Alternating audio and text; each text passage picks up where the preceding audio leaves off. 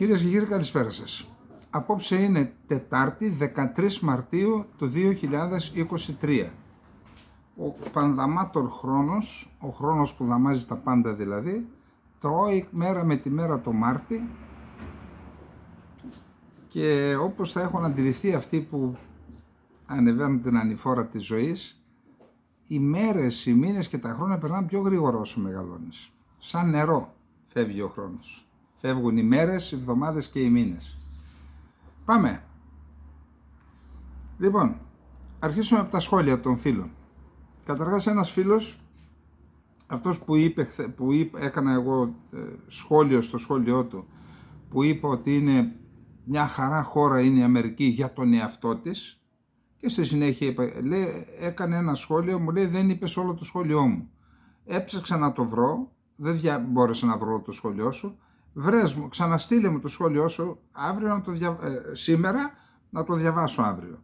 Εγώ αυτό κατάλαβα, ότι σε πείραξε που είπα αυτό, αλλά δεν είπες και ότι είπα είναι μια χαρά χώρα για τον εαυτό της είπα. Δεν το έγραψες αυτό στο σχόλιο σου. Μπας περιπτώσει. Πάμε να δούμε. Παρχαρίδης Θεόφιλος. Καλημέρα κύριε Σάμβα. Βλέποντας τις εκπομπές σας για αρκετά χρόνια, έχω καταλάβει τη βαθιά σας συγκίνηση όταν αναφέρεστε στην Κύπρο. Πραγματικά συγκινούμε κι εγώ. Πράγματι όμως κάθομαι και σκέφτομαι και αναρωτιέμαι, όταν ο απλός λαός με τα πολλά βιοποριστικά προβλήματα που έχει δεν τον ενδιαφέρει τίποτα από αυτά, και μιλώντας με φίλους δεν τους νοιάζει ούτε το Αιγαίο ούτε η Κύπρος. Φτάσαμε στο 2024 και στις εκλογές που πέρασαν ακόμα περιμένουν τους τοπικούς βουλευτές να τους βολέψουν κάπου οι πολίτες. Είναι αυτό που είπατε σε μια εκπομπή σας, δεν είναι θέμα προσώπου αλλά είναι θέμα συστήματος. Το σύστημα θα πρέπει να αλλάξουμε εμείς οι πολίτες. Εσείς και το έργο σας είστε μια μικρή σπίθα. Ελπίζω και εύχομαι στο Θεό αυτή η σπίθα να γίνει φωτιά, μπας και σωθεί αυτό το έθνος. Ο κύριος Σταμάτης Γλυκός έστειλε ηλεκτρονικό μήνυμα και λέει, κόβει έναν χάρτη από τους Google Maps όπου έχει την Κύπρο ολόκληρη και από πάνω γράφει με τα αρχικά Τουρκική Δημοκρατία Βόρειας Κύπρου, και αναρωτιέται τι κάνει το κράτος και οι υπεύθυνοι των υπηρεσιών και δεν στέλνουν στην Google τα μηνύματα που πρέπει για να αλλάξει αυτό το πράγμα. Το αναφέρομαι και εμείς απευθύνουμε μαζί με τον κύριο Γλυκό και εμείς έκκληση και στην Κυπριακή Δημοκρατία και στην Ελληνική Δημοκρατία να απευθυνθούν στην Google να αλλάξει αυτή η παρανομία. Δεν υπάρχει τουρκική δημοκρατία Βόρειας Κύπρου. Υπάρχει ένα ψευδοκράτος καταδικασμένο από το Συμβούλιο Ασφάλειας των ΗΠΑ με 2 αποφάσεις. Καλησπέρα κύριε Καλυτερίδη, είμαι ο Μάριος Αηδονίδης. Έχω προθυμοποιηθεί να σας γνωρίσω και είμαι θερμός υποστηρικτής της δράσης σας. Λέει λοιπόν, έχει ένα αρκετά εκτενές σχόλιο και μιλάει για τον Μπελέρη. Ο Φρέντι Μπελέρης φέρεται να ενεπλάκει όταν ήταν 19 χρονών σε ένα επεισόδιο μεθοριακό, για το οποίο μάλλον αθωώθηκε. Και είναι αυτό το οποίο επικαλούνται ορισμένοι στην Ελλάδα και λένε τι θέλετε και υπερασπίζετε τον Μπελέρη. Ακούστε, υπάρχει βουλευτής στο Ελληνικό Κοινοβούλιο, ο οποίος δεν είναι μόνο ο Βορίδης που είχε αυτό το τσεκούρι με την ίδιο κατασκευή σαν τσεκούρι, σαν μαθητής. Υπάρχει βουλευτής σήμερα στο Ελληνικό Κοινοβούλιο, ο οποίος μελωστό, μου το ομολόγησαν άνθρωποι που ήταν παρόντες, μπήκε μέσα στο Πολυτεχνείο, είχε μία ομιλία ο Μητροπολίτης, δεν θυμάμαι τώρα ποιος, ένας που ασχολιόταν με τη Βόρεια Ήπειρο, μπήκε μέσα αυτός μελωστούς, έσπασε στο ξύλο τους ανθρώπους, προπυλάκησαν τον Μητροπολίτη. Αυτό σήμερα είναι βουλευτής. Δηλαδή ο Μπελέρης σας πείραξε, και αν ο Μπελέρης είχε μία εμπλοκή 19 χρονών, τι σημαίνει τώρα? Πρέπει να τη φέρουμε στο προσκήνιο και να λέμε δεν αξίζει να τον επειρασπιζόμαστε? Δεν κοιτάτε τα χάλια σας ορισμένοι που φιλοξενείτε στα κόμματά σας προβοκάτορες που έκαιγαν και έσπαγαν στα πανεπιστήμια και στην Αθήνα και με Μολότοφ? Όλους αυτούς τους δέχεστε και τους καταπίνετε και σας πείραξε ο Μπελέρης? Και αν έκανε κάτι ο Μπελέρης, δεν νομίζω να ήταν και μόνος του. Μπορεί κάποιοι να τον έστειλαν εκεί, δηλαδή τι να πω τώρα, δεν θέλω να πω τίποτα άλλο, αφήστε το.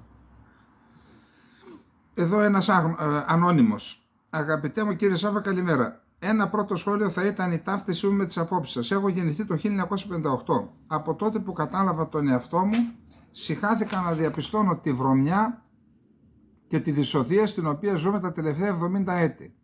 Ο δυστυχής ήρωας Ευαγόρας Παλικαρίδης, αν υπήρχε σήμερα εν ζωή, τι θα είχε να παρατηρήσει? Η γενέτειρά του, η Κύπρος και η Ελλάδα, για την οποία θυσίασε ό,τι πολυτιμότερο είχε, την ζωή του τη ζωή του. Εάν λοιπόν βρισκόταν σήμερα, βρίσκονται Ελλάδα και Κύπρος σε ένα τέλμα, από όπου αναδύεται τοξικότητα και δυσοδεία. Ελλάς και Κύπρος ίσον προδοσία. Ένα 19χρονο παλικάρι με όραμα την ελευθερία, πόσα πρόφθασε να ζήσει σε αυτή τη ζωή? Ελάχιστα όμως ήσαν αρκετά για να του εμπνεύσουν τη φλόγα της ελευθερίας και της εθνικής απελευθέρωσης. Να θυμηθώ ότι σε κανένα σχολικό βιβλίο δεν εμπεριέχεται η λέξη Κύπρος, ΕΟΚΑ, απελευθερωτικός αγώνας, δημοψήφισμα το 1950 κτλ. Θα μου πεις, αγαπητέ Σάβα, εδώ η ιστορία μας της 6ης Γυμνασίου 1976 έφτανε μέχρι το 1912, το θυμάσαι πολύ καλά αυτό. Αυτό είναι το ελληνικό κράτος το οποίο προσπάθησε να εδραιώσει ο ατυχής Μέγας Ιωάννης Καποδίστριας το 1827. Αυτό το τερατώδες μόρφωμα το μόνο που παράγει είναι η οικονομική καταστροφή 2008-2018, καταστροφή της φύσης, των περιουσιών, θάνατο ανθρώπων, τέμπη και εθνοπροδοσία. Αυτό είναι το απόσταγμα των τελευταίων 70 ετών. Επιπροσθέτως θα έφταται το θέμα της φυγής 500.000 νέων, 22 από αυτούς είναι ιατρικό προσωπικό, τη διείδηση αγνώστου αριθμού λανθρέων και την δουλόφρονα πολιτική των ταγών του συστήματος. Τι χρή πράτην επιτέλους? Λοιπόν, πάμε παρακάτω. Σχολιαστής με το όνομα Office. Όχι φίδι, γραφείο. Πιθανό να εννοεί και... Δεν ξέρω κατά πόσο μπορεί να υπάρξει εξυγίανση χωρίς κόψιμο μακριών χειρών και γροθιά στο μαχαίρι. Δεδομένου του ότι αυτοί στους οποίους αναφέρεστε συστηματικά προκρίνουν και ενισχύουν τους ενεχόμενους δια της διαφθοράς και της φιλαυτίας. Καθόλου άξιοι άνθρωποι έχουν εξοβελιστεί μέσω διαρροών, μηχανισμού πιέσεων, απειλών εναντίον της χώρας και διαβολών, με ζηλευτή συμμετοχή του εγχώριου οικονομικού παράγοντα. Άλλος ανώνυμος, σχετικά με τη διακήρυξη, θα την πούμε μετά.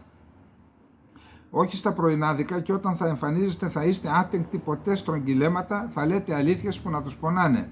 Στηρίζουμε ελπίδες στο εγχείρημα ως τελευταία μας ευκαιρία να γίνει κάτι. Πάλι ανώνυμος. Κύριε Καλυτερίδη, δεν έχετε ποτέ καλέσει το ακροτήριό σας να υπογράψει τη διαδικτυακή διακήρυξη για ποινική δίωξη των πολιτικών υπευθύνων του εγκλήματος των τεμπών? Γιατί το παραλείπετε?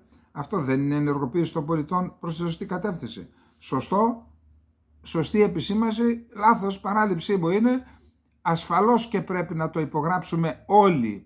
Όσοι ακούν την εκπομπή να σπεύσουν να δουν την πλατφόρμα της κυρίας των Καριστιανή και να την υπογράψουμε. Είχα μπει κάποια στιγμή ότι ο Biden είναι καλός άνθρωπος. Αυτό δεν έχει σχέση με τον τρόπο με τον οποίο λειτουργεί και ασκεί τα καθηκοντά του, γιατί δεν είναι μόνος του. Είναι ένα κράτος το οποίο έχει συγκεκριμένες πολιτικές. Και είπα ότι είναι καλός άνθρωπος γιατί έχει πνευματικό και μάλιστα ορθόδοξο. Και ό,τι σας είπα μου μεταφέρθηκε, δεν θα το έλεγα έτσι. Και είπα ότι τον σέβομαι τον άνθρωπο για έναν λόγο. Βρήκε το θάρρος ή τέλος πάντων πιέστηκε και αναγνώρισε τη γενοκτονία των Αρμενίων. Αυτό δεν πρόκειται να το ξεχάσω ποτέ. Τελεία και παύλα. Τι να κάνουμε, παιδιά? Αυτή είναι η θέση μου. Όποιος αναγνωρίζει τις γενοκτονίες που διέπραξαν οι Τούρκοι βάρβαροι, για μένα έχει ξεχωριστή θέση στην καρδιά μου. Τελείωσε. Αντιγόνη Πολυκάρπου από την Κύπρο. Τα φυλακισμένα μνήματα είναι ο φάρος και η πηξίδα για τις μελλοντικές γενιές, αυτές που θα αξιωθούν να πάρουν την ευλογία από τα αθάνατα παλικάρια και να γίνουν αντάξιοι μιμητές τους. Ως τότε θα παραμείνουν σκλαβωμένοι. Και συνεχίζει. Το απόψινό σας πρόγραμμα για το χθεσινό βραδινό είναι περισσότερο αποκαλυπτικό από κάθε φορά και μας φέρνει ενώπιον των ευθυνών μας ως πολίτες τούτου του αδικοβασανισμένου τόπου. Αλλά πώς, κάτω από ποιες προϋποθέσεις? Οι αδυναμίες μας πολλές και σίγουρα οι βάσεις μας σαθρές. Αποσιάζουν σήμερα οι εμπνευστές για αφύπνιση των απαραίτητων υψηλών πατριωτικών μας ιδανικών.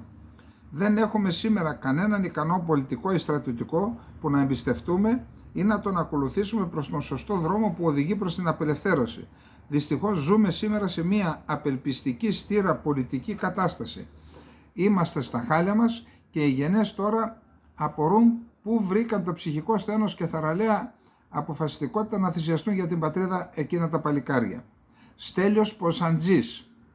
Από τα λίγα που έχω μάθει για τη ζωή του Ευαγόρα Παλικαρίδη, δεν θα χαρακτήριζα ως δράμα τη ζωή του, με την επιφύλαξη ότι δεν ξέρουμε ποια έννοια ακριβώς χρησιμοποιήθηκε η λέξη χθες στο άρθρο του Ξενή Ξενοφόντος. Κάθε άλλο, η αξιοπρέπεια και η χαρά για τη ζωή, πιστεύω, χαρακτήριζαν την πορεία του.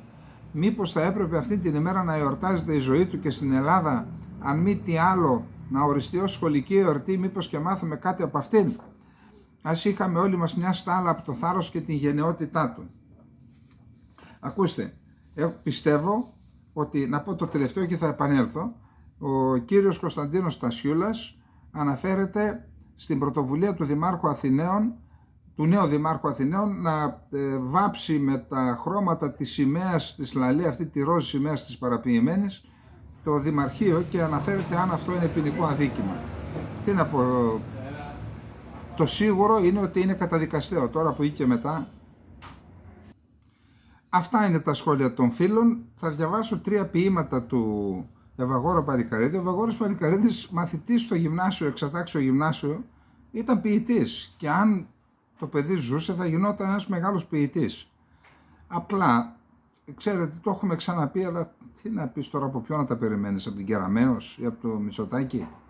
Είχαμε πει να γίνει θεσμοθετημένα οι λεγόμενες πενθήμερες, τα ελλαδικά σχολεία να πήγαιναν στην Κύπρο και να γινόταν ένα πρόγραμμα σε συνεργασία των δύο Υπουργείων Παιδείας, να πηγαίνουν στη Μονή του Κίκου που την έκτισε ένας Κομνηνός, να πηγαίνουν στα φυλακισμένα μνήματα, να πηγαίνουν στα οδοφράγματα να βλέπουν πώς έχει χωριστεί πρωτεύουσα ευρωπαϊκής χώρας παραμένει χωρισμένη, να πηγαίνουν στη Δερίνια, εκεί που σκότωσαν με τον πιο βάρβαρο τρόπο τον Ισαάκ και τον Σολομού, να πηγαίνουν στη Μονή Μαχαιρά, όπου οι βάρβαροι Άγγλοι σκότωσαν τον Αυξεντίου, και σε άλλα αξιοθέατα του νησιού, ούτως ώστε τα Ελληνόπουλα να έχουν μια ιδέα για την Κύπρο.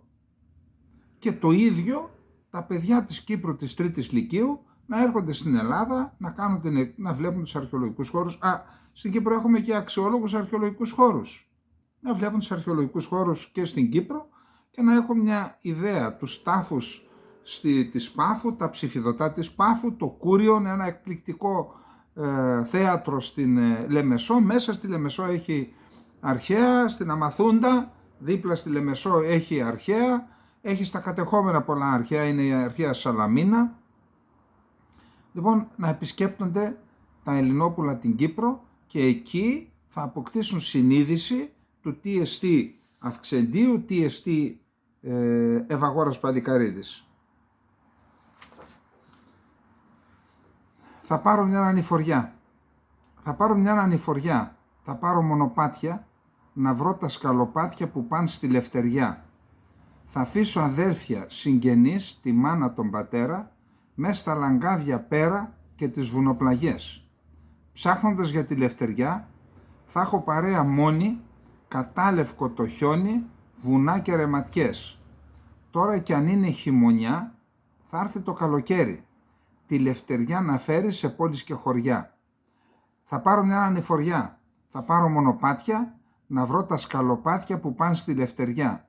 Τα σκαλοπάτια θα ανεβώ, θα μπω σε ένα παλάτι, το ξέρω, θα είναι απάτη, δεν θα είναι αληθινό. Μες στο παλάτι θα γυρνώ, ώσπου να βρω τον θρόνο. Βασίλισσα μια μόνο θα κάθεται σε αυτόν. Κόρη Πανόρια θα της πω, άνοιξε τα φτερά σου και πάρε με κοντά σου, μονάχα αυτό ζητώ. Το παλάτι και στο θρόνο είναι η Ελλάδα. και ζητάει την Ελλάδα ή την ελευθερία να τον πάρει κοντά του. Στην όμορφη πατρίδα μου βαριά κτυπάει η καμπάνα. Κλαίει η μάνα το παιδί και το παιδί τη μάνα. Κι όλο βογγάει η θάλασσα, δακρύζει και η στεριά. Κι όλα μαζί προσμένουνε για να έρθει η λευτεριά. Την όμορφη πατρίδα μου πόδι βαρύ πατάει. Κι όμως η κάθε σκέψη μας στη λευτεριά πετάει. Και η καρδιά μας λαχταρά της λευτεριάς στη μέρα, το χέρι ο χέρι λευτεριά να πούμε και εδώ πέρα. Κι όλο βογγάει η θάλασσα, δακρύζει και η στεριά, κι όλα μαζί προσμένουνε για να έρθει η λευτεριά. Εδώ το τελευταίο είναι ερωτικό, αλλά δείχνει και για την αγάπη του στην Ελλάδα. Ρώτησε τα μάτια που δακρύζουν, κάποια αλήθεια θα σου πούν. Κλαίνε πικρά να σ' αντικρίσουν, γιατί μπορεί να σ' αγαπούν. Την Ελλάδα αγαπώ, αλλά και σένα, με έναν έρωτα μεγάλο, αληθινό. Τα μάτια σου, τα γαλάζια σου τα μάτια τα θλιμμένα, τον καθάριο τους θυμίζουν ουρανό της Ελλάδας. Ρώτησε εκείνη, φλογισμένο, όταν σε δουν γιατί σιωπούν, θα κινηθούν και αυτά θλιμμένα για να σου πούν πως σ' αγαπούν. Την Ελλάδα αγαπώ, αλλά και σένα, με έναν έρωτα μεγάλο αληθινό, τα γαλάζια σου τα μάτια τα θλιμμένα, τον καθάρια τους θυμίζουν ουρανό.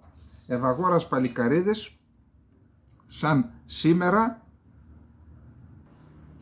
σήμερα ή μάλλον το βράδυ 12 η ώρα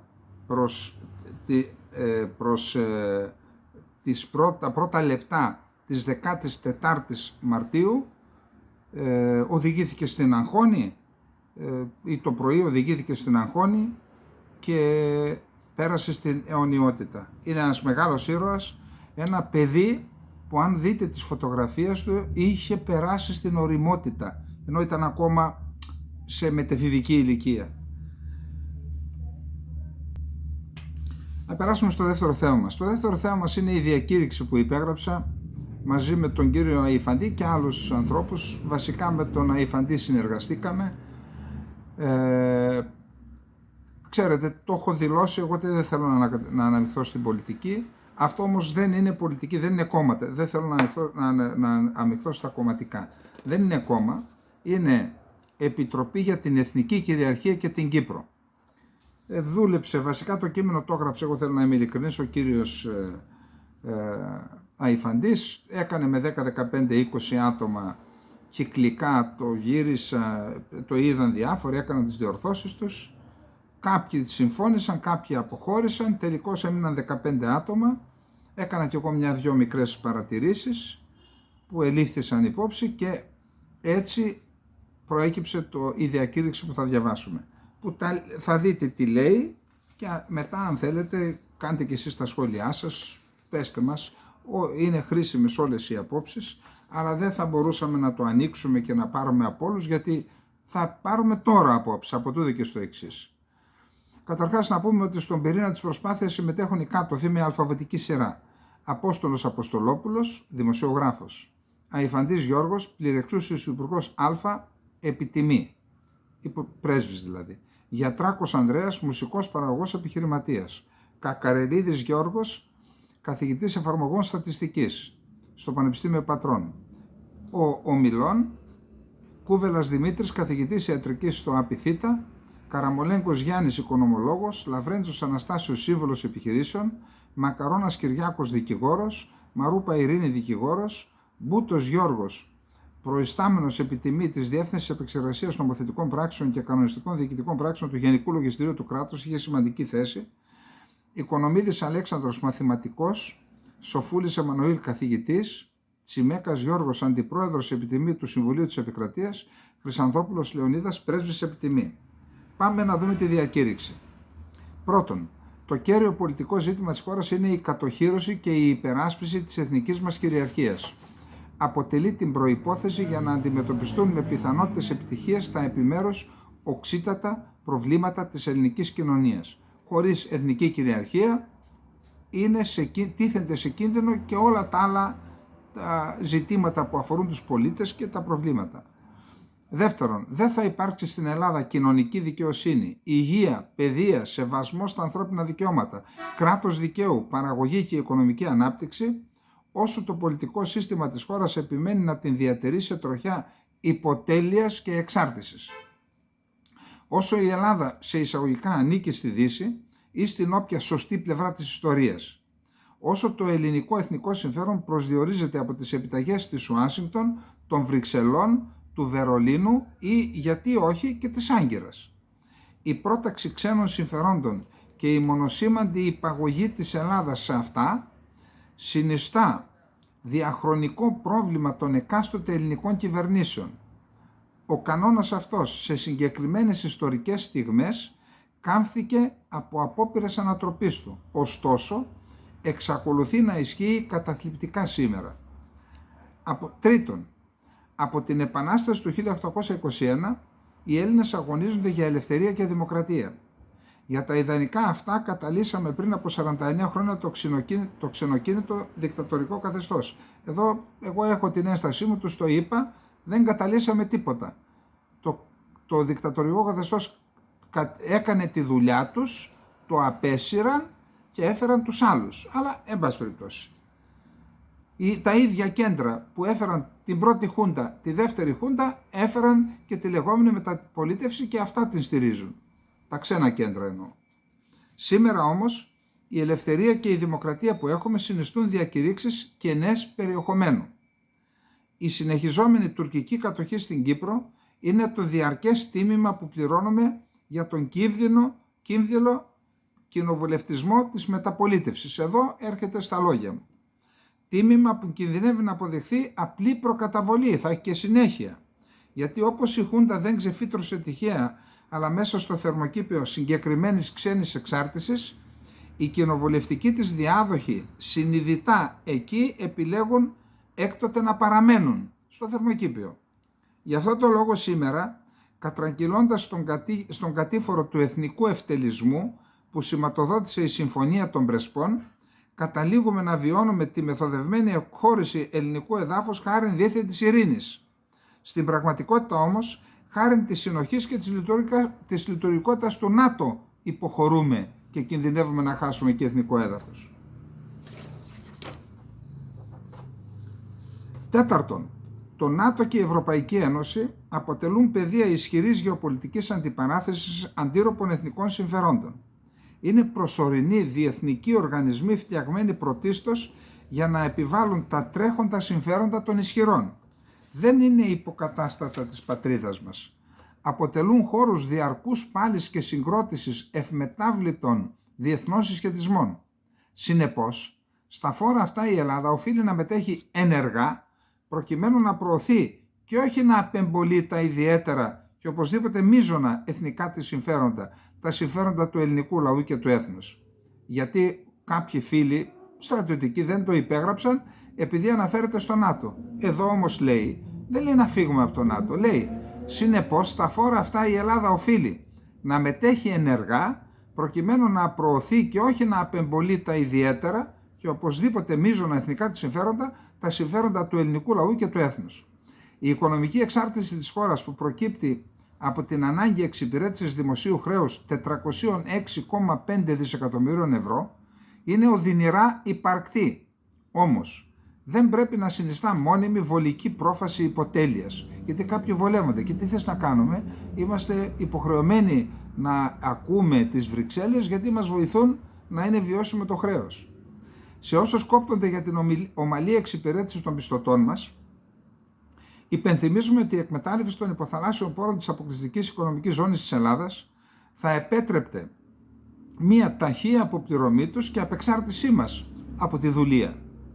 Προφανώς αυτός και όχι ο μπαμπούλας του κάζους μπέλι είναι ο πραγματικός λόγος για τον οποίο οι εκάστοτοι κυβερνώντες στάβουν την ανακήρυξη ΑΟΣ κάτω από νομικές πομφόλιγες και ασυναρτησίες. Δεν θέλουν να απελευθερώσουν την Ελλάδα. Προτιμούν να καταδικαστούν εν προκειμένου από το Ευρωπαϊκό Δικαστήριο παρά να κόψουν τον ομφάλιο λόρο της οικονομικής και συνακόλουθα πολιτικής εξάρτησης της χώρας από τους πιστωτές. Και αναφέρει το Ευρωπαϊκό Δικαστήριο γιατί δεν υποβάλαμε τους χάρτες των ζωνών, των θαλασσίων ζωνών στην Ευρώπη όπως μας το ζητάει. Πέμπτον, υπό την πίεση συμμάχων και εταίρων, το ελληνικό πολιτικό σύστημα έχει αποδεχτεί τις απαιτήσεις της Άγκυρας που συνοψίζονται στο δόγμα της γαλάζιας πατρίδας. Δεν έχει κάνει η Ελλάδα ένα διάβημα για την γαλάζια πατρίδα. Κυβερνώντες και πάσης προελεύσεως αντιπολιτευόμενοι συνομολογούν την ήττα πριν καν δώσουν τον αγώνα, διολυσθένοντας εν μέσω κραυγαλαίας συνένεσης προς υπαγορευμένη συνθηκολόγηση. Μέσω παραλήψεων και αυτοκτονικών επιλογών υποβαθμίζουν ραγδαία την αμυντική δυνατότητα των όπλων δυνάμεων και τις απαξιώνουν σε στρατό παρελάσεων. Αποσυνδέουν ταυτόχρονα την κοινωνία και τους πολίτες από την υπόθεση της εστράτευσή τους στην άμυνα της χώρας. Τις τελευταίες δεκαετίες στην Ελλάδα, οι θεσμοί της θητείας και της εφεδρείας έχουν καταντήσει να παράγουν αγέλες αδαών και ανεκπαίδευτων αγκαριομάχων, αντί να προάγουν τους πολίτες σε πολεμιστές ικανούς να υπερασπιστούν την πατρίδα όταν χρειαστεί. Το ιερό καθήκον της άμυνας εκχωρείται σε επαγγελματίες, τους οποίους κατευθύνουν και εθίζουν σε γραφειοκρατική λειτουργία στα πρότυπα της λυπής ελληνικής δημοσιοπαλληλίας. Συνεπώς, με υπαιτιότητα πρωτίστως του ελληνικού πολιτικού συστήματος και όχι των Αμερικανών ή Γερμανών, οι οποίοι ευσυνείδητα προωθούν εκείνες τις πολιτικές που η δική μας αδράνεια και υδροπρέπεια αναδεικνύουν ως βέλτιστες για τα δικά τους συμφέροντα εμπροκειμένου, διαμορφώνεται το απαραίτητο υπόβαθρο ώστε τα αμέσως επόμενα χρόνια να καταστεί εφικτή και συνάμα αναπότρεπτη η παραλαβή των νησιών ανατολικά του 25ου Μεσημβρινού στο Αιγαίο καθώς και της Θράκης. Έκτον, ο ενεξελίξη αφοπλισμός των νησιών του Αιγαίου και η επιθύρες θεσμοποίησή του σε αποστρατικοποίηση ουδετερότητα με άλοθη το σχεδιαζόμενο ελληνοτουρκικό σύμφωνο φιλίας και μη επιθέσεως πρέπει να σταματήσει. Κάθε μέσο μόνιμης δράσης είναι καλό και πρόσφορο για το σκοπό αυτό. Κάθε μέσο νόμιμης δράσης. Να σταματήσουμε την αποστατικοποίηση. Προέχει η ενημέρωση των πολιτών για τις συνέπειες που θα έχει ο σχεδιασμός της αποστατικοποίησης και συναφούς ουδετερότητας στην ασφάλεια των νησιών και των πολιτών, στην ίδια τους τη ζωή και στο μέλλον των παιδιών τους. Είναι απαραίτητη η διαμόρφωση και οργάνωση του πλαισίου που θα επιτρέψει στους πολίτες να αναλάβουν με συγκροτημένη δράση την ευθύνη καθενός και καθεμιάς για την άμυνα της χώρας και των επαπειλούμενων περιοχών της. Έβδομον, η παραπάνω μάχη δεν μπορεί να διεξαχθεί επιτυχώς αν δεν συνδεθεί με την αδύρυτη επιτακτική ανάγκη να υπερασπιστούμε τον προκεχωρημένο προμαχώνα του κυπριακού ελληνισμού, την Κυπριακή Δημοκρατία. Αν περιέλθει σε τουρκική τροχιά και η ελεύθερη Κύπρος, θα ακολουθήσουν αναπόδραστα τα νησιά του Αιγαίου και μετά η Θράκη. 8. Η Ελλάδα από το 1960 έχει εγγυηθεί την ανεξαρτησία, το Σύνταγμα και την αδαφική ακεραιότητα της Κυπριακής Δημοκρατίας.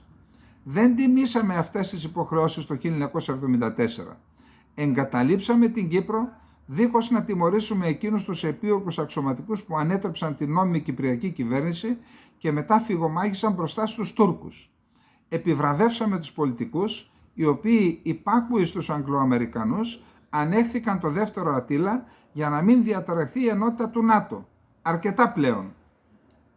Και αυτοί έπρεπε να τιμωρηθούν. Όχι μόνο οι στρατιωτικοί, και αυτοί είχαν ποινικές ευθύνες οι πολιτικοί που δέχθηκαν το δεύτερο Αττήλα χωρίς να αντιδράσουν. Ένατον, η Κυπριακή Δημοκρατία, μολονότι ακροτηριασμένη από την εισβολή, εξακολουθεί να είναι ο μόνος αναγνωρισμένος νόμιμος εκπρόσωπος ολόκληρου του νησιού στα Ηνωμένα Έθνη και στην Ευρωπαϊκή Ένωση. Αυτό το συντριπτικό πολιτικό διπλωματικό πλεονέκτημα επιχειρούν τώρα να καταλύσουν Βρετανοί και Αμερικανοί σε αγαστή συνεργασία με το ελληνικό πολιτικό σύστημα. Η Ελλάδα οφείλει να εκπληρώσει τις υποχρεώσεις που έχει αναλάβει ως εγγυήτρια δύναμη. Να υπερασπιστούμε αποτελεσματικά την συνταγματική τάξη της Κυπριακής Δημοκρατίας, δηλαδή την αποκατάσταση της συνταγματικής τάξης και της αδελφικής ακεραιότητας και την θεμελιατική της ιδιότητα ως μόνου νόμιμου κρατικού εκπροσώπου ολόκληρου του νησιού.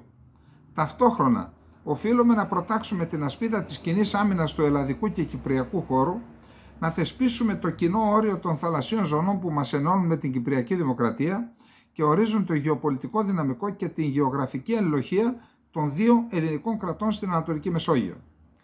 10.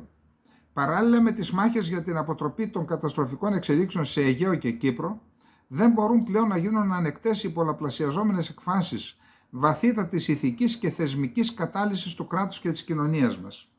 Είναι εξόχως αποκαλυπτικό ότι στο ανακοινωθέν της 4ης συνάντησης του Στρατηγικού Διαλόγου Ελλάδα-ΣΥΠΑ που υπέγραψαν οι Υπουργοί Εξωτερικών στην Ουάσιγκτον στις 21 Φεβρουαρίου του 2024, περιλαμβάνεται ως ελληνική υποχρέωση, παρακαλώ, στρατηγικής μάλιστα υφής, η πλήρης εξομοίωση των συμβώνων συμβίωσης μεταξύ ΛΟΑΤΚΙ και ατόμων με τον γάμο. Ήτι ο ευτελισμός του πυρήνα παραδοσιακής οργάνωσης της ελληνικής κοινωνίας, που είναι η οικογένεια, δια της επιβολής της αμερικανικής αντίληψης εμπροκειμένου.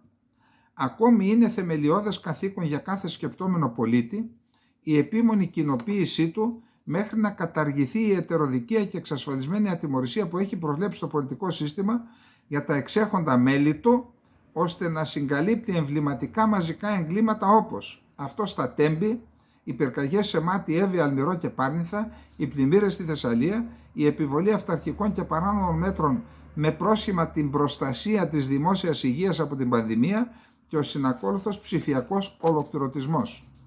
Ενδέκατον, είμαστε αρκετοί από εμάς, κρατικοί λειτουργοί στους τομείς της άμυνας, της διπλωματίας, της δικαιοσύνης και της δημόσιας υγείας, έρευνας και εκπαίδευσης, προερχόμενοι από διαφορετικές ιδεολογικές αφιτηρίες και ακολουθώντας χωριστές επαγγελματικές διαδρομές, καταλήξαμε σε κοινό συμπέρασμα. Η πραγμάτωση της εθνικής κυριαρχίας αποτελεί προϋπόθεση της σωτηρίας της πατρίδας. Η αυτοτελή της ύπαρξη έχει τεθεί αναμφιβόλα από τις ραγδαίες τεκτονικές γεωπολιτικές ανακατατάξεις. Οι απαιτήσεις των καιρών υπερβαίνουν κατά πολύ την ηθική και διανοητική επάρκεια, τις αντοχές και τις ικανότητες του πολιτικού προσωπικού της χώρας.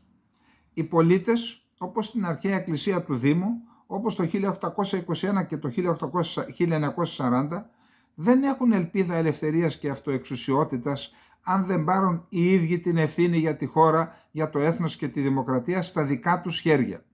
12 και τελευταίο. Όσοι συνειδητοποιούμε πού οδηγούν οι ράγες πάνω στους οποίους έχει τροχοδρομηθεί η χώρα, θεωρούμε καθήκον μας να αντιταχθούμε. Αναλαμβάνουμε την πρωτοβουλία να συγκροτήσουμε τον αρχικό πυρήνα ενός φορέα παρέμβασης με ειδικό σκοπό τη διαφύλαξη της εθνικής κυριαρχίας σε Ελλάδα και Κύπρο. Πρόκειται για το μείζον πολιτικό καθήκον που ενώνει στη δράση κάθε δημοκράτη πατριώτη από όλο το εύρος του πολιτικού φάσματος. Οι θεμιτές και αυτονόητες φιλοσοφικές ιδεολογικές διαφοροποιήσεις δεν πρέπει πλέον να δημιουργούν ανασταλτικά.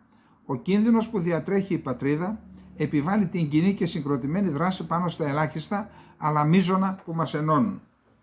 Λοιπόν, αυτή είναι η διακήρυξη. Πολλοί εδώ πολλές φορές και μάλιστα και με τρόπο εμφατικό, μερικές φορές και θα έλεγα και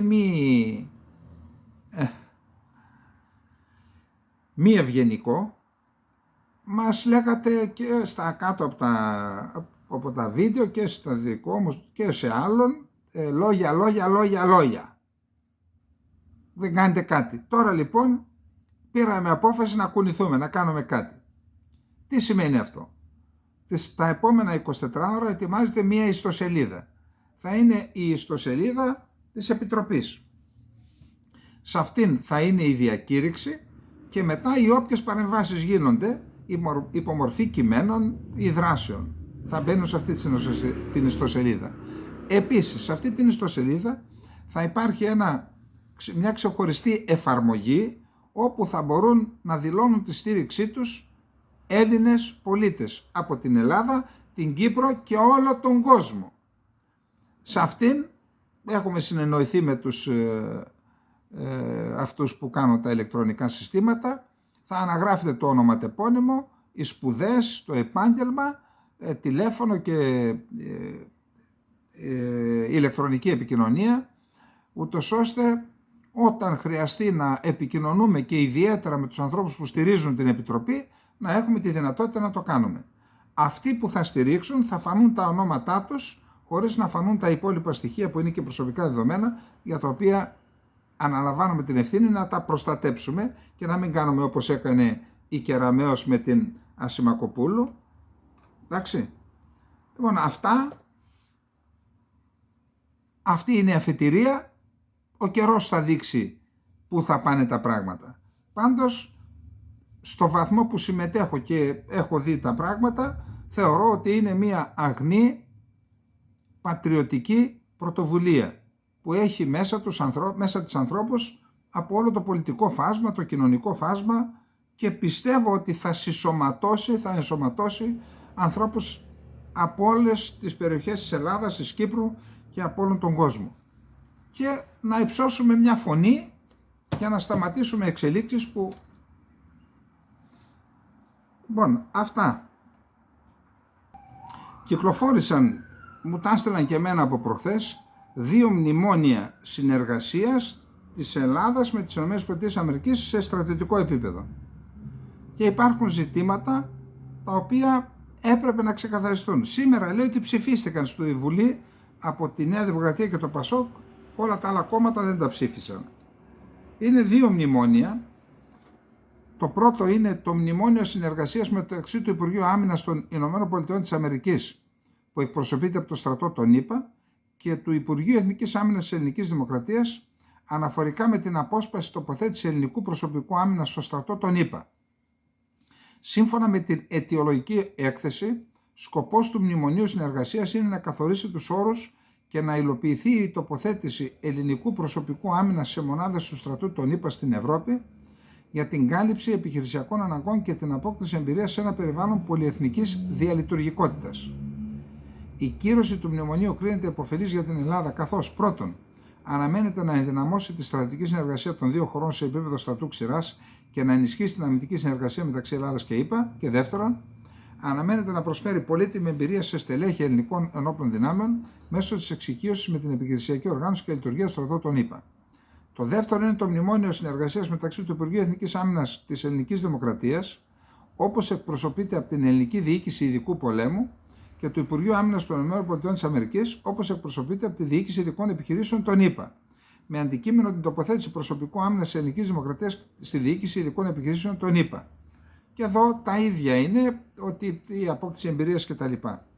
Ο Γιάννης Κεφαλογιάννης υπογράμμισε ότι και στα 2 μνημόνια αναφέρεται ρητά ότι το τοποθετούμενο προσωπικό δεν θα συμμετέχει σε ασκήσεις πολιτικοστρατιωτικές δράσεις, καθώς και σε υπηρεσιακές τοποθετήσεις όπου πιθανολογείται ότι θα προκύψουν άμεσες εχθροπραξίες ή όπου έχει γίνει η έναρξη αυτών.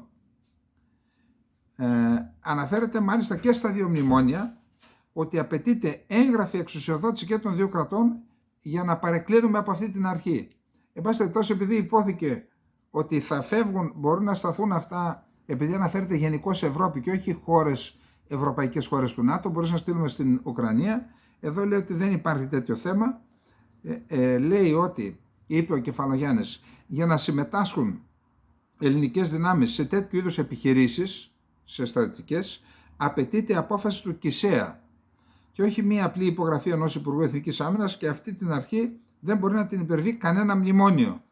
Και λέει αυτό, ότι τα μνημόνια αναφέρονται σε ένα πολύ μικρό αριθμό αξιωματικών, οι οποίοι θα συμμετέχουν σε συγκεκριμένες θέσεις. Και λέει maximum 3 στελέχη. Εν πάση περιπτώσει, είχαμε κάποιες αντεγκλήσεις μέσα στη Βουλή, δεν χρειάζεται να πούμε τώρα τίποτα. Τα βασικά νομίζω ότι σας τα είπα, για να μην ακούμε. Η φρεγάτα Ύδρα. Εδώ ένα περίεργο πράγμα τώρα. Η φρεγάτα Ύδρα, που συμμετέχει στην επιχείρηση Ασπίδες, έβαλε με πυροβόλο κατά 2 μη επανδρωμένων αεροσκαφών που απειλούσαν εμπορικό πλοίο στον κόλπο του Άντεν. Τα μη επανδρωμένα αεροχήματα απομακρύνθηκαν και η φρεγάτα συνεχίζει κανονικά την πορεία της. Σύμφωνα με πηγές του ΓΕΘΑ, σήμερα πρωινές ώρες στον κόλπο του Άντεν, η φρεγάτα Ύδρα, στο πλαίσιο της επιχείρησης Ασπίδες, παρέχοντας προστασία σε εμπορικό πλοίο, έβαλε με πυροβόλο εναντίον 2 μη επανδρωμένων αεροχημάτων, σύμφωνα με τους ισχύοντες κανόνες εμπλοκής, τα οποία απομακρύνθηκαν. Κατά τις ίδιες πηγές, η φρεγάτα συνεχίζει κανονικά την αποστολή της. Είχαμε και δηλώσεις γι' αυτό. Δεν έχω να πω τίποτα άλλο. Συνεχίζουμε με θέματα ελληνικού ενδιαφέροντος. Ο Υπουργός Ενέργειας και Υδάτων Βαλίντ Φαγιάτ του Λιβάνου επισκέφθηκε την Ελλάδα, συναντήθηκε με την Υφυπουργό Περιβάλλοντος και Ενέργειας κυρία Αλεξάνδρα Σδούκου, συζήτησαν διάφορα θέματα. Θεωρώ ότι ο Λίβανος είναι μια χώρα κρίσιμη, ελληνικού ενδιαφέροντος, κάποτε ζούσε μεγάλη ελληνική κοινότητα εκεί. Εν πάση περιπτώσει υπάρχει ακόμα τεράστιο ενδιαφέρον, πολιτικό, γεωπολιτικό ενδιαφέρον. Η Ελλάδα πιστεύω ότι πρέπει να συνεργαστεί, να μην αφήσει άλλες χώρες όπως την Τουρκία να αλωνίζει. Πρέπει να είναι παρούσα στο Λίβανο και στη Συρία, και τώρα έχουμε έναν πρέσβη ο οποίος είναι εκεί μερικές μέρες το μήνα μόνο, από ό,τι ακούω, αλλά εν πάση περιπτώσει Λιβύη και Λίβανος και Συρία είναι κρίσιμες χώρες για την εξυπηρέτηση των εθνικών μας συμφερόντων και της Ελλάδας και της Κυπριακής Δημοκρατίας. Και επειδή δεν μ' αρέσει να αδικώ κανέναν, ένα πακέτο 7,4 δισεκατομμυρίων ευρώ ετοιμάζει η Ευρωπαϊκή Ένωση με σκοπό να στηρίξει την οικονομία της Αιγύπτου, εν μέσω φόβων ότι οι συγκρούσεις στη Γάζα και το Σουδάν μπορεί να εντείνουν τα οικονομικά προβλήματα σε αυτή τη χώρα, αναφέρουν οι Financial Times. Η πρόεδρος της Ευρωπαϊκής Επιτροπής Ursula von der Leyen θα μεταβεί την Κυριακή στο Κάιρο, συνοδευόμενη από τους πρωθυπουργούς της Ελλάδας, της Ιταλίας και του Βελγίου, για να οριστικοποιήσουν και να ανακοινώσουν μια συμφωνία σύμφωνα με την εφημερίδα. Λέω, εάν η Ελλάδα έπαιξε ένα ρόλο σε αυτήν την σημαντικότατη βοήθεια στην Αίγυπτο, αλλιώς θα έπρεπε να πάει πάρει στο Διεθνές Νομισματικό Ταμείο και εκεί όταν υπογράφει σου βάζουν και τη θηλιά στο λαιμό. Εάν έπαιξε η Ελλάδα και ο Μητσοτάκης, μπράβο, καλώς κάνει και πάει εκεί. Η Ελλάδα πρέπει να αναπτύξει ενεργό πολιτική στα Βαλκάνια, γιατί παίρνω μηνύματα που δεν είναι καλά και εγώ είμαστε όρθιοι και αλωνίζουν άλλοι, αλλά και στην ευρύτερη περιοχή, είπα πριν από λίγο, Λίβανο, Συρία, Αίγυπτο και στη Λιβύη όπου αλωνίζει η Τουρκία, γιατί κοιμηθήκαμε όρθιοι.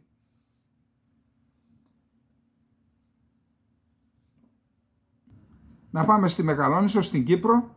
Δεύτερο πλοίο ξεκίνησε από τη Λάρνακα με προορισμό την Γάζα. Πριν πάω εκεί να πω ότι είναι ανησυχητικές οι ροές από το Τομπρούκ, λέει, ξεκινούν οι Αιγύπτιοι που έρχονται στην Κύπρο, στην Κρήτη. Ανησυχητικές οι ροές, μου παίρνουν φίλοι από την Κύπρο, μου λένε πες κάτι, τι να πω. Δεν ξέρω το θέμα, αυτό που μπορεί να γίνει, αφού είναι από την Αίγυπτο και έχουμε τέτοιες σχέσεις με την Αίγυπτο, ξανά στο καραβάκι, ξανά στην Αίγυπτο. Τι να κάνουμε, παιδιά? Εντάξει, φίλοι, ας τους στείλει η Αίγυπτος με διαβατήρια κανονικά να κάνει συμφωνία με τον κερίδιο αρμόδιος υπουργός, να έρχονται εδώ όσοι ξέρουν από ελιές και αγροτικές εργασίες ή οικονομικές εργασίες που τους χρειαζόμαστε. Όχι έτσι, όχι πειρατικά. Η Ελλάδα δεν είναι ξέφραγο αμπέλι.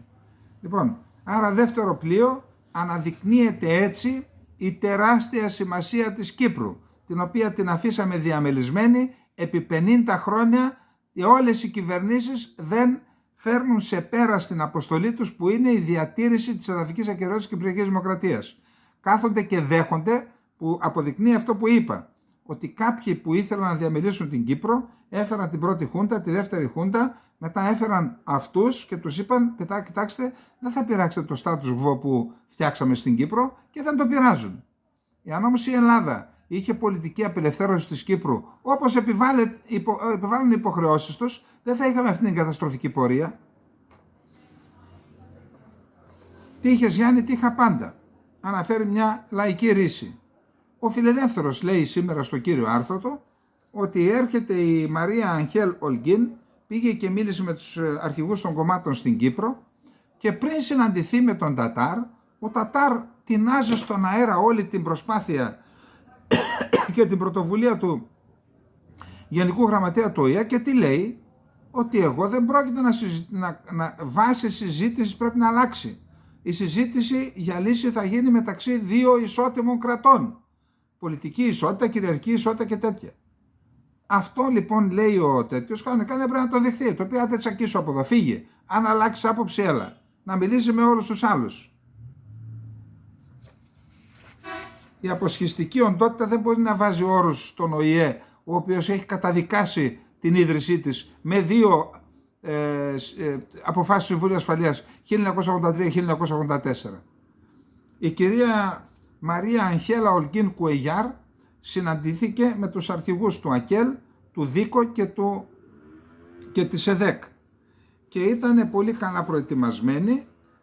Την πατήσαν με το σχέδιο Ανάν και τώρα προσπαθούν να δουν Τι λέει το κάθε κόμμα, τους έκανε, λέει, είχε ερωτηματολόγιο, ειδικές ερωτήσεις στον καθένα, για να δουν μέχρι πού μπορούν να δεχθούν υποχωρήσεις σε αυτά που σχεδιάζει το Λονδίνο και η Άγκυρα. Ψάχνουν για μπιπ, εντάξει, η κυρία Κουεγιάρο. Για δείξτε στα δόντια σας εκεί πέρα. Ο Ερντογάν επιμένει στην αναγνώριση του ψευδοκράτους σε ομιλία που έκανε σε διπλωμάτες. Εντάξει. Πάμε να δούμε τώρα τι είπε ο Ερντογάν για το Ισραήλ, να περάσουμε στο άλλο θέμα που είναι το Ισραήλ. Αναφέρθηκε εκτενώς στον πόλεμο στη Γάζα, λέγοντας ότι το Ισραήλ δεν ακούει κανέναν και συνεχίζει τα εγκλήματα πολέμου. Με λύπη μου εκφράζω ότι οι αμφίσιμες πολιτικές εκείνων που παρέχουν ανεφόρον στρατιωτική και διπλωματική υποστήριξη στο Ισραήλ, που δίνουν αυτό το θάρρος στον Νετανιάχου και τους συνεργούς του, είπε απευθυνόμενος στους επικεφαλείς των ξένων διπλωματικών αποστολών στην Άγκυρα. Επανέλαβε ότι η Τουρκία είναι έτοιμη να αναλάβει ρόλο εγγυήτριας δύναμης στη Γάζα. Όλοι έχουν πλέον επίγνωση του γεγονότος ότι χωρίς μια δίκαιη λύση στο παλαιστινιακό ζήτημα, η διαρκής ειρήνη και η σταθερότητα δεν είναι δυνατόν να επιτευχθούν ούτε στην περιοχή μας ούτε στον κόσμο. Ο μόνος τρόπος για να επιτευχθεί αυτό είναι η ίδρυση ενός ανεξάρτητου κυρίαρχου γεωγραφικά ενιαίου παλαιστινιακού κράτους με πρωτεύουσα την Ανατολική Ιερουσαλήμ στη βάση των συνόρων του 1967. Αυτά είπε ο Ερντογάν. Να περάσουμε τώρα στο Λευκό Οίκο τι είπε για τη Χαμάς. Μία κατάπαυση του πυρός είναι στο τραπέζι σήμερα για 6 εβδομάδες για να χτιστεί κάτι πιο μόνιμο, αν η Χαμάς απλώς απελευθερώσει γυναίκες, τραυματίες και ηλικιωμένους, δήλωσε ο Τζέικ Σάλιβαν, σύμβουλος Εθνικής Ασφάλειας του Λευκού Οίκου. Το Reuters αναφέρει ότι το Ισραήλ αποδέχτηκε τους όρους μιας εκεχηρίας 6 εβδομάδων με αντάλλαγμα την απελευθέρωση ορισμένων από τους ομήρους που κρατάει η Χαμάς. Η Χαμάς λέει ότι θα δεχθεί μόνο μια συμφωνία που θα βασίζεται σε μια μόνιμη εκεχηρία και όχι μια προσωρινή κατάπαυση, που θα τερματίζει τον πόλεμο και θα περιλαμβάνει την αποχώρηση των Ισραηλινών στρατευμάτων από τη Γάζα. Σύμφωνα με την πιο πρόσφατη πρόταση, το Ισραήλ θα απελευθερώσει Παλαιστίνιους εχμαλώτους σε αναλογία 10/1. Είμαστε αποφασισμένοι να προσπαθήσουμε να δημιουργήσουμε μια κατάπαυση του πυρός, η οποία θα διαρκέσει τουλάχιστον 6 εβδομάδες με την απελευθέρωση των ομήρων και στη συνέχεια να προσπαθήσουμε να βασιστούμε σε αυτό για κάτι με μεγαλύτερη διάρκεια, αλλά δεν μπορώ να κάνω προβλέψεις για το πού θα καταλήξει αυτό, είπε ο Σάλιβαν. Αυτός ο πόλεμος είναι πόλεμος κατά των παιδιών, δήλωσε ο Φιλίπ Λαζαρινί. Ζωφερό. Ο αριθμός των παιδιών που φέρονται να σκοτώθηκαν μόλις σε 4 μήνες στη Γάζα είναι πιο μεγάλος από τον αριθμό των παιδιών που σκοτώθηκαν συνολικά σε 4 χρόνια σε όλες τις συγκρούσεις ανά τον κόσμο. Είπε ο πρόεδρος της UNRWA, αυτής της υπηρεσίας του ΟΗΕ για την βοήθεια στους Παλαιστινίους, καταγγέλλοντας ότι αυτά είναι ένας πόλεμος εναντίον των παιδιών. Στο μήνυμά του αναφέρεται ότι στα στοιχεία των ΗΠΑ, σύμφωνα με τα οποία 12.193 παιδιά σκοτώθηκαν σε συγκρούσεις παγκοσμίως μεταξύ 2019-2022, ενώ στη Γάζα μόνο σκοτώθηκαν 2.300 παιδιά μεταξύ Οκτωβρίου και Φεβρουαρίου. Ο Πιστόριος, Υπουργός Άμυνας της Γερμανίας, είπε ότι και η Γερμανία πλέον συγκαταλέγεται στις χώρες που θα κάνουν ρήψεις με αλεξίπτωτα ανθρωπιστικής βοήθειας. 18 τόνοι θα ρηφθούν από 2 σε 130 της γερμανικής πολεμικής αεροπορίας που θα απογειωθούν από την αεροπορική βάση Ευρέ της Γαλλίας, θα ρίξουν τους 18 τόνους ανθρωπιστική βοήθεια, φαρμακευτική κτλ. Και θα αποχωρήσουν. Ενώ μιλούμε για αυτά, έτσι το ανέφερα, σκέφτηκα να το αναφέρω γιατί να έχουμε και μια ενημέρωση. Υπάρχει μια τραγωδία που ίσως είναι της ίδιας έκτασης στο Σουδάν. Δεν μιλάει κανένας, γιατί εκεί δεν συγκρούονται γεωπολιτικά συμφέροντα. Σχεδόν 230.000 παιδιά, έγκυες και νέες μητέρες, διατρέχουν κίνδυνο να πεθάνουν από την πείνα τους επόμενους μήνες στο Σουδάν. Προειδοποιεί η μη κυβερνητική οργάνωση Save the Children. Οι μάχες έχουν στοιχήσει τη ζωή σε χιλιάδες ανθρώπους, δεν υπάρχει επίσημος απολογισμός, βυθίζοντας το Σουδάν σε μία από τις χειρότερες επισιτιστικές κρίσεις στον κόσμο.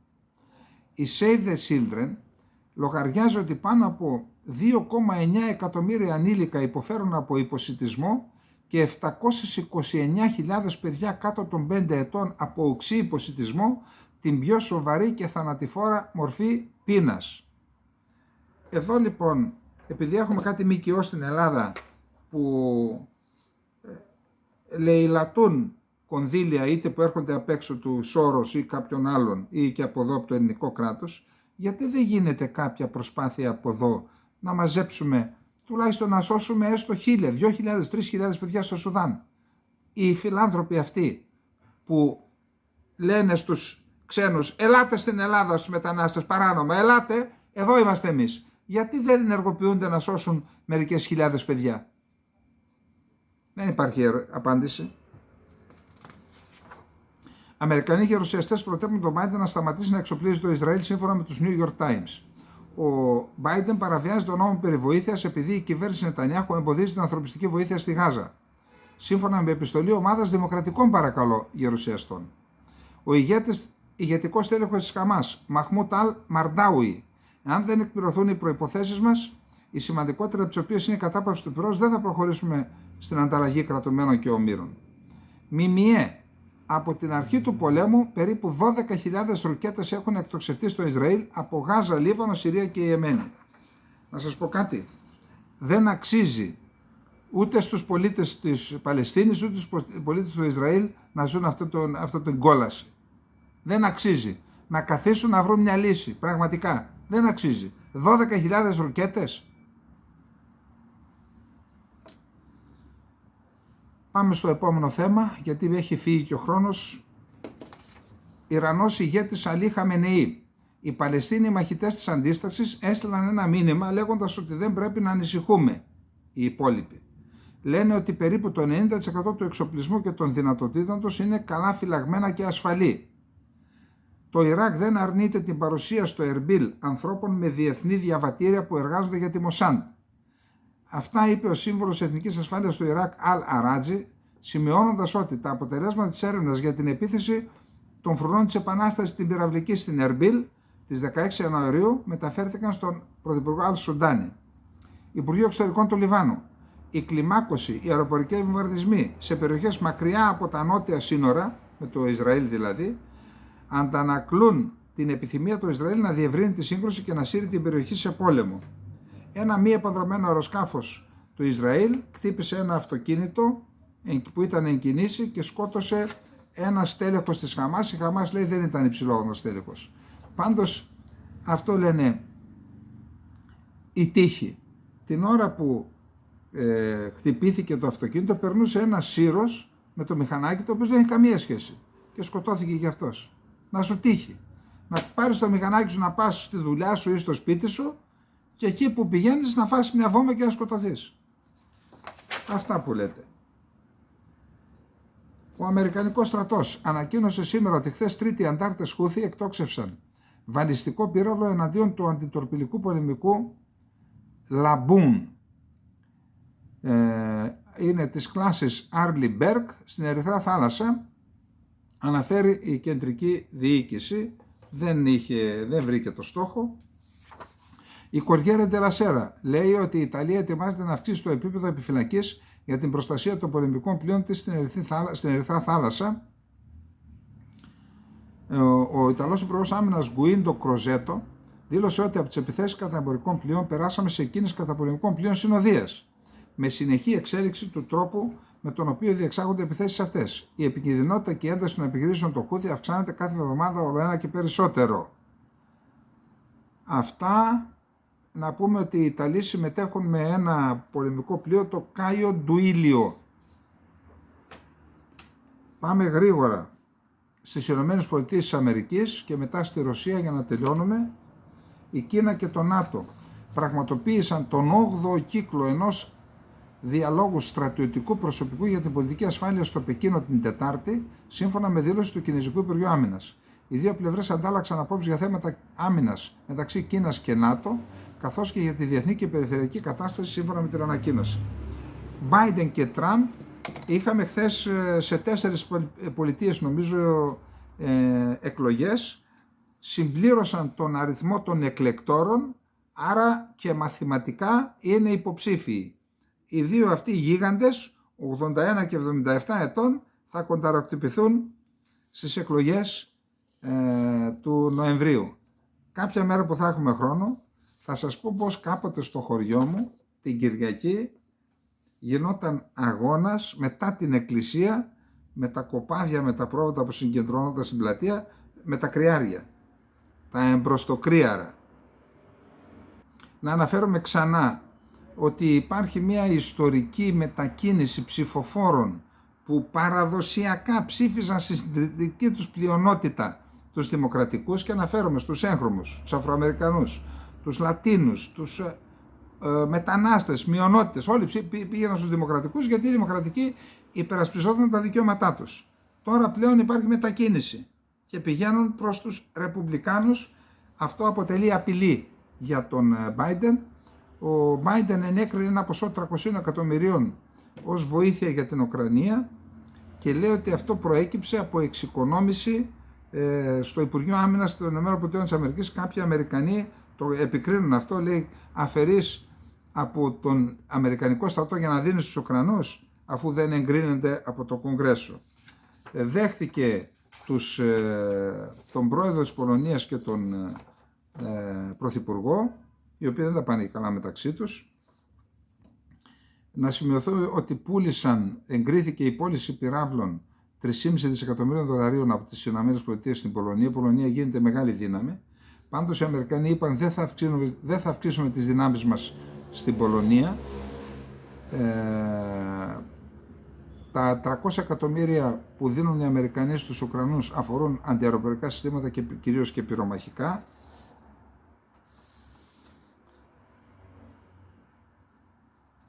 Προχωράμε. Το Πεντάγωνο θα αυξήσει τη χρηματοδότηση για άνοπλες δυνάμεις Κούρδων του Ιράκ και της Συρίας.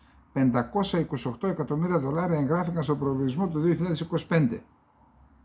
380 εκατομμύρια θα δοθούν στους Πεσμεργκά και τα υπόλοιπα στις δημοκρατικές δυνάμεις της Συρίας, στους Κούρδους της Συρίας. Αυτά όταν τα διαβάζουν οι Τούρκοι παίρνουν υπογλώσσια.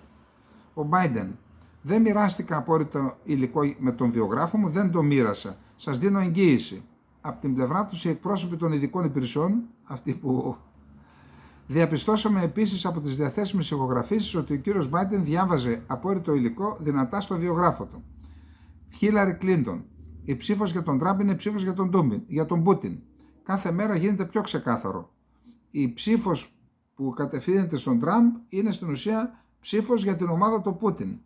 Έγραψε στο X η Κλίντον, αντιδρώντας στη δήλωση του Ούγγρου Πρωθυπουργού Βίκτορ Όρμπαν ότι ο Τραμπ δεν θα δώσει χρήματα στην Ουκρανία αν γίνει ξανά πρόεδρος των ΗΠΑ. Η Χίλαρη Κλίντον είπε ότι αν οι ΗΠΑ δεν χρηματοδοτήσουν, η Ευρώπη δεν μπορεί να στηρίξει την Ουκρανία και η Ουκρανία θα τελειώσει. Ο Κουλέμπα είπε, ακούστε τα αυτά, Κουλέμπα, υπουργός εξωτερικών, στο Sky News Arabia: είναι καιρός να σκεφτούμε την ειρήνη στην Ουκρανία. Εργαζόμαστε για μια σύνοδο κορυφής για την ειρήνη στην Ελβετία, στην οποία θα συμμετέχουν όσο το δυνατόν περισσότερες χώρες, συμπεριλαμβανομένων των αραβικών κρατών. Η ιδέα της Συνόδου Κορυφής είναι: στην πρώτη σύνοδο θα συμμετάσχουν όλες οι χώρες που συμφωνούν με τις αρχές του χάρτη του ΟΗΕ και τη φόρμουλα ειρήνης που προτείνει η Ουκρανία. Η Ρωσία θα μπορέσει να συμμετάσχει στη δεύτερη Σύνοδο Κορυφής, την οποία ο Κουλέμπα ελπίζει ότι θα οδηγήσει στο τέλος του πολέμου. Η Κίνα υποστήριζε πάντα ότι τα πυρηνικά κράτη τηρούν την έννοια της κοινής ασφάλειας και ότι τώρα όλοι πρέπει να συμβάνουν στην αποκλιμάκωση, δήλωσε ο εκπρόσωπος του Υπουργείου Εξωτερικών της Κίνας, Wang Wenbin, σχολιάζοντας τη δήλωση της Ρωσίας. Γιατί έκανε τη δήλωση ο Μαρκ Wenbin? Γιατί δήλωσε ο Πούτιν ότι είμαστε έτοιμοι για πυρηνικό πόλεμο. Ο Μακρόν είναι δυσαρεστημένος με το αυξανόμενο ενδιαφέρον της Αφρικής για τη Ρωσία. Από εκεί που διώχνουν τους Γάλλους εγκαθίστανται οι Ρώσοι. Αυτό μπορεί να σχετίζεται με τις δηλώσεις του για την ετοιμότητα να στείλει γαλλικά στρατεύματα στην Ουκρανία. Είναι η αντίδραση για την δράση της Ρωσίας στις παλιές αποικίες. Αυτή η υπόθεση έγινε από τον Βλαντιμίρ Πούτιν σε μια συνέντευξη που έδωσε στο Δημήτρη Κίσελεφ. Αλλά δεν είναι ξεκάθαρο γιατί οι άνθρωποι πρέπει να προσβάλλονται μαζί μας από αυτή την άποψη. Εάν ένα ανεξάρτητο κράτος θέλει να αναπτύξει σχέσεις με τους εταίρους του από άλλες χώρες συμπεριλαμβανομένες της Ρωσίας, τι να κάνουμε εμείς? Σε πολλές χώρες όπου η Γαλλία ήταν ιστορικά Μητρόπολη δεν θέλουν πραγματικά να είναι μαζί τους. Δεν έχουμε καμία σχέση με αυτό. Εμείς δεν υποδαβλίζουμε τις χώρες να φύγουν από τη Γαλλία, λέει. Κάποιες χώρες θέλουν να είναι με εμάς. Ο επικεφαλής του γραφείου του Προέδρου της Ουκρανίας, ο Αντρί Γερμάκ, δήλωσε ότι πολύ σύντομα θα φτάσουν σημαντικά νέα από τη Γαλλία. Η Βαρσοβία φοβάται νίκη του Πούτιν. Σόλτς, Μακρόν και Τούσκ θα συναντηθούν τις επόμενες μέρες για να καθορίσουν μια κοινή πολιτική απέναντι στο Ουκρανικό. Ρωσικά στρατεύματα και οπλικά συστήματα θα πάρουν θέση κοντά στα σύνορα με τη Φινλανδία μετά την είσοδο της Φινλανδίας στο ΝΑΤΟ. Η Ουκρανική Υπηρεσία Πληροφοριών ανέλαβε την ευθύνη για την επίθεση σε 3 διελιστήρια πετρελαίου στη Ρωσία, μετάδοση του πρακτορείου Ουκρινφόρμ, επικαλούμενο πηγές. Είπαμε ότι σε 3 διελιστήρια ταυτοχρόνως, μεγάλη ιστορία. Μηνύσεις έκανε οι εταιρείες στις οποίες ανήκουν η Nord Stream, έκαναν μηνύσεις στη Lloyds και ζητούν 1,2 και 1,35 δισεκατομμύρια ευρώ για τις ζημιές που υπέσταν. Ήταν ασφαλισμένοι, τεράστιο ποσό. Την απειλή ενός πυρηνικού ολέθρου επανέφερε στο τραπέζι ο Ρώσος πρόεδρος. Σε συνέντευξή σε κρατικά μέσα ενημέρωση, ο Πούτιν υπογράμμισε ότι η Ρωσία παραμένει σε κατάσταση πολεμικής ετοιμότητας και είναι πλήρως προετοιμασμένη για έναν πυρηνικό πόλεμο. Από στρατιωτικοτεχνική άποψη είμαστε φυσικά έτοιμοι, είπε χαρακτηριστικά στον τηλεοπτικό σταθμό Ρώσια 1 και στο πρακτορείο ειδήσεων ΡΙΑ, απαντώντας σε σχετική ερώτηση. Τώρα, να πούμε ότι σύμφωνα με την Ένωση Αμερικανών Επιστημόνων, Ομοσπονδία Αμερικανών Επιστημόνων, η Ρωσία έχει 5.580 πυρηνικές κεφαλές, 1.200 έχουν αποσυρθεί, αλλά είναι σε μεγάλο βαθμό άθικτες, ενώ 4.380 είναι αποθηκευμένες για χρήση από στρατηγικούς εκτοξευτές μεγαλοβελληνικούς και τακτικές πυρηνικές δυνάμεις μικρότεροβελληνικούς, αναφέρουν οι Αμερικανοί επιστήμονες. Οι 1.710 στρατηγικές κεφαλές έχουν αναπτυχθεί, συγκεκριμένα 870 σε βαλιστικούς πυράβλους εδάφους, 640 σε βαλιστικούς πυράβλους που εκτοξεύονται από υποβρύχια και 200 σε βάσεις βαρέων βαλιστικών. Αυτές μπορούν να φύγουν άμεσα. Τέτοιοι αριθμοί δείχνουν σύμφωνα με τους αναλυτές ότι η Μόσχα θα μπορούσε να καταστρέψει τον κόσμο πολλές φορές. Ποιος ελέγχει, είναι ενδιαφέρον ποιος ελέγχει το πυρηνικό εργοστάσιο. Αφήστε να το πούμε άλλη φορά γιατί έχει ένα ενδιαφέρον εδώ. Αν βρούμε χρόνο τώρα αφήνουμε για άλλες μέρες. Λοιπόν, είπαμε τα διελιστήρια, μεγάλη επιτυχία της Ουκρανίας, για να δείτε ότι όταν έχουμε παροπίδες, είχα πει πριν από λίγο καιρό ότι έχει επιτυχίες η Ουκρανία και κάποιος λέει που τις είδε τις επιτυχίες και εδώ και στην αυτεμπορική γράψανε. Να τις επιτυχίες. Σε 3 διελιστήρια και μάλιστα στο ένα το μεγαλύτερο της Ρωσίας, της Rosneft. Εντάξει, οι ζημιές επισκευάζονται, αλλά 58 ουκρανικά μη επανδρομένα αεροσκάφη λένε οι Ρώσοι ότι κατέρεψαν στο Μπέλγκορον, το Μπριάνσκ, το Βορονέζ, το Κούρσκ, το Ριαζάν και το Λένινγκραντ. Ένα σημαντικό θέμα, η ρωσική διπλωματία κατηγόρησε την Ελβετία ότι προετοιμάζει μια κρατική κλοπή της ιδιοκτησίας του ρωσικού κράτους, επειδή ψήφισαν ένα νόμο με τον οποίο μπορεί η κυβέρνηση να παγωμένες κρατικές αξίες της Ρωσίας να τις δώσει στην Ουκρανία για τις επισκευές που προκάλεσε ο επιτιθέμενος. Και ρωτώ, εάν γίνει αυτό για τη Ρωσία, γιατί να μην γίνει και για την Τουρκία που έχει καταστρέψει την Κύπρο? Γιατί δεν κινείται η Κυπριακή Δημοκρατία υποβοηθούμενη από την Ελλάδα να ζητήσει και αυτή να παγώσουν τουρκικές αξίες για να πληρώσει η Τουρκία τα όσα έχει πράξει και συνεχίζει να διαπράττει στην Κύπρο? Ξέρετε γιατί δεν το κάνουν? Γιατί είναι το ίδιο παιχνίδι. Με τους Χουντέους το ίδιο κέντρο τους κατήφθηνε και τους κατευθύνει. Όλους. Γι' αυτό. Αλλιώς βρείτε μου μία δικαιολογία γιατί δεν απαιτούν. Είμαστε εγκύτρια δύναμη. Όπως η Τουρκία επενεύει, θα επανεύουμε και εμείς στρατιωτικά, αν δεν φύγετε από εκεί. Γιατί δεν το κάνει η Ελλάδα? Πείτε μου ένα λόγο.